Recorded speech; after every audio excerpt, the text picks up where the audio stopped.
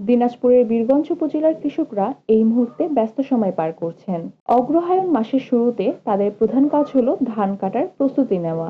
ধান ক্ষেত থেকে কাটার পর অনেক কৃষক ধান শুকানোর কাজেও ব্যস্ত। কেউ ধান শুকিয়ে বাড়ি নিয়ে যাচ্ছেন, আবার কেউ ধান পাকার পর সংগ্রহের জন্য মাঠে দিনরাত পরিশ্রম করছেন। এই অঞ্চলের কৃষকদের জন্য এই সময়টা অত্যন্ত গুরুত্বপূর্ণ, কারণ তারা এবার ভালো ফসলের আশা করছেন। বিশেষত গত বছর বিভিন্ন প্রাকৃতিক দুর্যোগের কারণে উৎপাদন কম ছিল। তবে এবার সবকিছু ঠিকঠাক থাকলে ফসলের ভালো ফলন হবে বলে সম্ভাবনা রয়েছে। কৃষকরা জানান, এবার আবহাওয়া সহায়ক থাকায় ধানের ফলনও সন্তোষজনক। তবে শ্রমিক সংকট ও পরিবহন সমস্যার কারণে কিছুটা বিপাকে পড়েছেন তারা। ধান কাটার পর তা দ্রুত সময়ের মধ্যে বাজারে পৌঁছানোর জন্য কৃষকদের মাঝে সজাগতা বৃদ্ধি পেয়েছে।